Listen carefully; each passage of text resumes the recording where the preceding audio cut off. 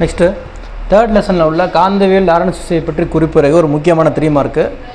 ஏன் இந்த question number போட்டிருக்கேன் அப்படின்னா, நீங்கள் ஒருவேளை இங்கிலீஷ் மீடியத்தில் பார்த்தீங்க அப்படின்னா அந்த கொஸ்டின் நம்பரை ஃபாலோ பண்ணிங்க. இங்கிலீஷ் மீடியத்துலேயும் அதே நம்பர் தான் இருக்கும். அப்போ அந்த கொஸ்டின் தான் இது அப்படின்னு நீங்கள் ஃபாலோ பண்ணிங்க. ஓகேங்களா?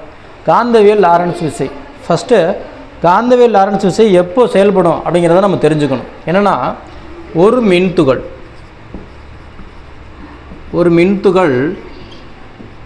Q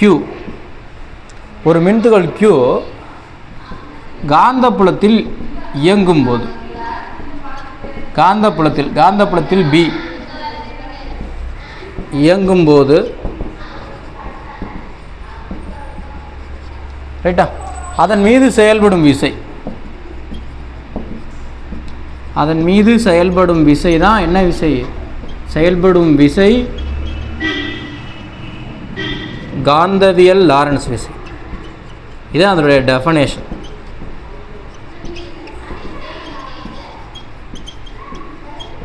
ரைட்டா? F. அப்போ கொடுத்துருக்க இங்கே பாருங்கள், இயங்கும்போது அப்படின்னா வெலாசிட்டி, அதோடைய திசை வேகம். நம்ம திசை வேகத்தில் இயங்கும்போது கூட எழுதிக்கலாம்.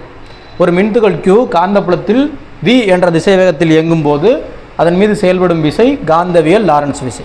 இப்போ எக்ஸாம்பிளுக்கு இங்கே தான் என்ன இருக்குதுன்னா, மின்புலம் இருக்குது, காந்தப்புலம் இருக்குது. இந்த காந்தப்புலத்தில் Q அப்படிங்கிற துகள் வந்து இயங்குது. என்ன வேகத்தில்? வெலாசிட்டி V அப்படிங்கிற வேகத்தில். அப்படி இயங்கும் பொழுது அதுக்கான சமன்பாடு என்ன அப்படின்னா, F = Q × V × B. F vector = Q அப்படிங்கிறது மின்துகளை குறிக்கும். இப்போ இது எலக்ட்ரானாக இருந்துச்சுன்னா, மின்துகள் வந்து எலக்ட்ரானாக இருந்தால் Q = -E.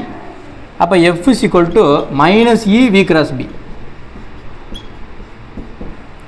புரோட்டானாக இருந்தால் Q = E. ஏன்னா புரோட்டானுங்கிறது நேர்மின் துகள். அப்போ F = E × V × B. எப்படி இருக்கும்? இப்போ இதுக்கு சில பண்புகள் இருக்குது. அதான சிறு குறிப்பு வரைகன்னு சொல்லிக்கிறாங்க. பண்புகள் எழுதணும். ஃபஸ்ட்டு பண்பு, மின்னோட்டம் 0வாக இருந்தால், சார்ஜே இல்லை அப்படின்னா அங்கே ஃபோர்ஸே இருக்காது, F-ம் 0. ரெண்டாவது,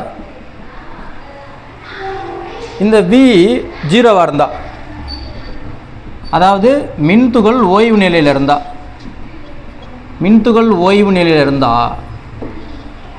V 0 வரைச்சில் அந்த டேர்ம் என்ன ஆயிரும்? 0 ஆயிரும். அதன் மீது விசை செயல்படாது, F0.